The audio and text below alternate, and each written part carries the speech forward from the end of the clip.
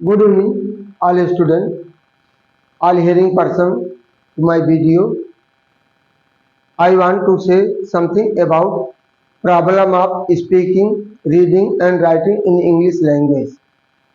तो हम आपको ये बताना चाह रहे हैं कि why can we not understand English language? हम सही रूप से अंग्रेजी भाषा क्यों नहीं सीख पाते हैं, बोल पाते हैं?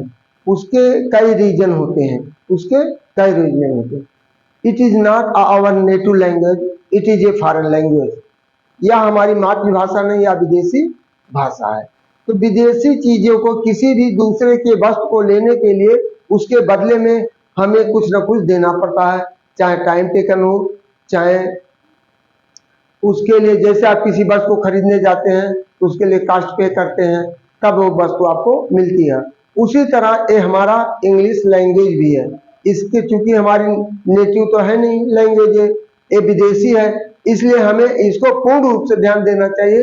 इसको प्रॉपर वे से यदि इंग्लिश पढ़ाया जाए, प्रारंभिक स्टेज से बच्चे को इंग्लिश पढ़ाया जाए तो सही रूप से पढ़ सकता है, लिख सकता है। लेकिन आज तमाम विद्यालय इंग्लिश मीडियम के खुल रहे हैं। मोस्टली स्कूल जो है मॉडर्न एज में इंग्लिश मीडियम में खोल रहे हैं। बच्चे भी, गार्जियन भी बड़े शौक के साथ अपने बच्चों का वहां ले जाकर प्रवेश करा देता, और ये नहीं देखता है कि उस स्थिति माहौल में उसको क्या पढ़ाया जाता है। यदि वहां पढ़ाया जाता है तो उसकी मीनिंग बताई जाती है कि प्रोनाउंसिएशन सही कराया जाता है कि नहीं कराया जाता है, थोड़ा वाच घर पर किया करें। लेकिन वहां तो आप सही कुछ पढ़ते हैं, पढ़ाते हैं, जो कहीं कहीं विद्यालय में तो पढ़ाया जाता है, कहीं तो एकदम नहीं पढ़ाया जाता है, केवल नाम के लिए चल रहे हैं। तो आ करके वो बच्चा माहौल कन्वर्ट को नहीं कर पाता है, जिसके कारण वह इंग्लिश न बोल पाता, न लिख पाता, न उसकी हिंदी भी कमजोर हो जाती है, इंग्लिश भी कमजोर हो जाती है। वो क्यों कमजोर हो जाती है? क्योंकि हम अध्यापकों का देन होता है, उसको सही रूप से हम हिंदी नहीं बता पाते हैं, उसको नहीं समझाते हैं, केवल उसका इंग्लिश। अभी मैं आज पढ़ाते समय मैं हिंदी का अंक लिख दिया 1 2 3 4 5 6 7 8 9 10, तो बच्चों ने बड़ा ताजुब माना, ये सर आपने क्या लिख दिया है। उनको ये नहीं समझ के 7 कैसे बनाया जाता, 8 कैसे बनाया जाता, 9 कैसे बनाया जाता, 4 कैसे बनाया जाता, 5 कैसे बनाया जाता है। उनको केवल रोमन का ही उन्हें ज्ञान है, 1 2 3 4 5 6 ये उनको रटाते हैं। ये हमारे अध्यापकों की कमजोरी है, जो हम उन्हें दोनों ने। आज कहीं बच्चा हाई स्कूल इंटर पास करके जाता है तो उसको कहते हैं जरा पेपर पढ़ दो, वो ना तो इंग्लिश का पेपर पढ़ पाता, ना तो अंग्रेजी का पेपर पढ़ पाता है। बच्चा जब स्कूल से आता है तो मोस्टली पेरेंट उसको ये भी नहीं देखते हैं कि उसका इशू क्या है, वो आपसे क्या चाहता है। तो क्या कहीं वो अपने काम में व्यस्त हो, अपने काम में व्यस्त। आजकल तो एक नया फैशन चलाया मोबाइल का, मोबाइल में सब व्यस्त रहते हैं, किसी को कोई समय नहीं दे। यहाँ तक कि अपने बच्चों को, जो उनका जिगर का टुकड़ा होता है, उसके लिए उनके पास समय नहीं है, और भारी भरकम फीस देने के लिए वो तैयार रहते हैं। विद्यालय को अलग से ट्यूटर भी लगवा देते हैं, लेकिन ट्यूटर भी वही क्या करता है, जाकर के अपने कोर्स को पूरा कर देता है। तो हमारे कहने का तात्पर्य है, यदि English is not a difficult subject, it is a very easy language. If you want to read, if you taught to in proper way in the basic unit, तो इंग्लिश बड़े आसानी के साथ समझा जा सकता है कि कैसे वर्ड का निर्माण होता है, कैसे शब्दों का वाक्य बनाए जाते हैं, क्लॉज क्या होता है, फ्रेज क्या होता है, पार्ट ऑफ स्पीच के कितने भाग होते हैं। यदि उसको सही रूप से पढ़ाया जाए तो बच्चा कहीं मिस नहीं कर सकता, उसका प्रोनाउंसिएशन भी सही होगा, और प्रोनाउंसिएशन सही होगा, उसका रीडिंग भी सही होगा, और उसके साथ साथ उसका हमें पूर्ण रूप से हिंदी भी अर्थ बताना चाहिए। तब वो लड़के में सही समझदारी आएगी तो लिख भी सकता है। और खास करके हिंदी भाषी हम लोग हैं, तो यहाँ उनको ट्रांसलेशन की प्रक्रिया भी विधिवत समझानी चाहिए कि प्रेजेंट टेंस है, पास्ट टेंस है, फ्यूचर टेंस है, या प्रेजेंट टेंस के किस भाग का है, फ्यूचर टेंस के किस भाग का है, इसमें कौन सा वर्ब प्रयोग होता है, कौन सा हेल्पिंग वर्ब होता है, कौन सा मेन वर्ब होता है, इन सबको यदि समझाते हुए नाउन क्या, प्रोनाउन क्या, प्रीपोजिशन क्या, कंजक्शन क्या है, वर्ब क्या, एडवर्ब क्या है, यदि इस तरह आर्टिकल क्या है, इस तरह यदि उसको पढ़ाते हुए हम बताते हैं तो कोई दिक्कत बच्चे के सामने नहीं होगा।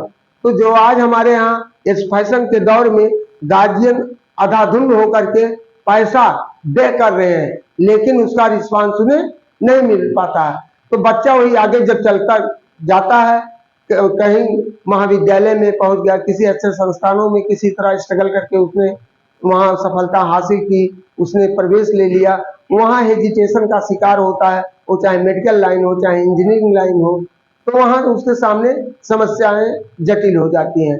तो ऐसी स्थितियों में वह कभी कभी डिप्रेशन का भी शिकार हो सकता है। तो हम सभी अभिभावकों से अनुरोध करते हैं कि बच्चे का वॉच हर ढंग से किया करें।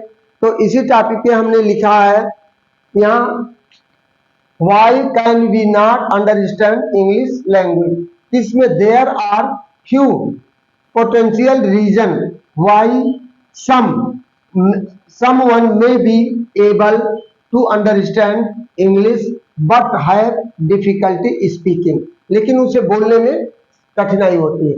फर्स्ट है लैंग्वेज लर्निंग स्टेज, उसके भाषा सीखने की उम्र एक होती है। एक बच्चे को शुरू से वो तोता की तरह रटाया जाए तो वो भी सीख लेगा।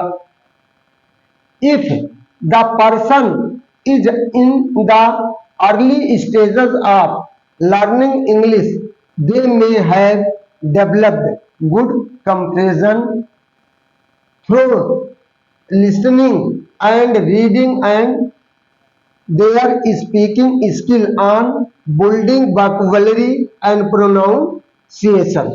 कहने का तात्पर्य हमारे यदि है, यदि हम 10 लोगों के माहौल में बैठते हैं तो वह इंग्लिश बोलते हैं तो उसको सुन करके भी हम अब अपने को प्रयास करते हैं कि हम भी बोलना शुरू कर दें।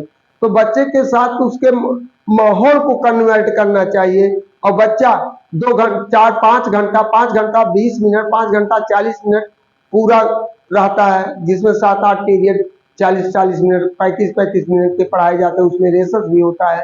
इसके बाद 5-6 घंटे के बाद वो बच्चा आपके घर पर रहता है, तो वहां पर भी हम सभी अभिभावकों से अनुरोध करते हैं उसके साथ भी ऐसा ही बोलने का प्रयास करें जिससे वह भी सीख ले जाए। और अध्यापक पढ़ाने वाले अध्यापकों से भी मेरा अनुरोध है कि बच्चे को लाउड करके पढ़ाया जाए, छोटे बच्चों को लाउड करके पढ़ाया जाए, तो उसकी स्पेलिंग जब आप प्रोनाउंसिएशन सही रूप से देंगे तो बच्चा भी उसकी नकल करके प्रोनाउंसिएशन सही देगा। और इमोशनली एक क्लास LKG से लेकर के 8 तक इस तरह हमें लाउड होकर के यदि हम पढ़ाते हैं, कोई भी सब्जेक्ट होगा, चाहे ग्रामर होगा, चाहे इंग्लिश लैंग्वेज होगा, रीडर होगा, या सोशल स्टडी होगा, साइंस होगा, मैथमेटिक्स होगा, EBCD कोई भी सब्जेक्ट होगा, तो इस तरह ये लाउड करके टीचर पढ़ाता अपने दायित्व को निर्वाह करता। लेकिन अब क्या करते हैं, इंग्लिश मीडियम तो विद्यालय खोल दिए हैं, भवन बनवा लिए हैं 5-5 करोड़ का, 2-2 करोड़ का, 1-1 करोड़ का, और टीचर कौन सा रख रहे हैं, टीचर रख रहे हैं 2000 2500। क्या एबिलिटी टीचर में आएगी, क्या आप उससे लेंगे? एक टीचर को पढ़ाने के लिए उतना स्ट्रगल करना पड़ता है कि उसे किसी टॉपिक को पढ़ाने के लिए एक स्टूडेंट से कहीं ज्यादा उस टॉपिक को पढ़ेगा तभी वो फ्रिक्वेंटली पढ़ा सकता है। जैसे एक अच्छा लॉयर है, किसी केस को ले लिया तो तमाम उसको यहाँ बहस में लग गई उसकी फाइल, तो उसके जुरिडिक्शन के लिए वो तमाम साक्ष्य एविडेंस के लिए कहीं सुप्रीम कोर्ट कहीं हाई कोर्ट का रूलिंग ला करके वहां रखता है कि फला केस में ऐसा निर्णय आया है, उसी के अकॉर्डिंग वो अपने जज के सामने वकील जो है खड़ा होकर बहस करता है। तो जब जज हियरिंग करता है तो अकॉर्डिंग वो जजमेंट देता है। तो हमारे कहने का तात्पर्य यही है, यही व्यवहार हमें वही व्यवहार अध्यापकों का होना चाहिए और क्लाइंट वाला व्यवहार अध्यापक का भी होना चाहिए। विशेष रूप से बच्चे के साथ जितने ही आप दुलार प्यार के साथ करेंगे, उसकी समस्याओं को जानेंगे। आप मोबाइल से दूरी बना कर बच्चों को रखिए और स्वयं बच्चे के सामने मोबाइल से दूर हटकर करिए। नहीं तो बच्चा आया, मम्मी पानी दे दीजिए, मम्मी पता लगा मोबाइल में व्यस्त है, वहीं जाकर निकाल के खा लो, पानी पी लो। तो इस स्थिति में बच्चा झल्ला जाता, वो भी चुप्पे चोरी आपसे मोबाइल लेकर के देखने का प्रयास करता है। तो मेरा अभिभावकों से अनुरोध है कि आप अपने को सब कुछ करते हुए, अवॉइड करते हुए ये सब काम करिए। तब के लिए यहीं पर आज का टॉपिक हमारा समाप्त होता है। थैंक यू, धन्यवाद, गुड नाइट।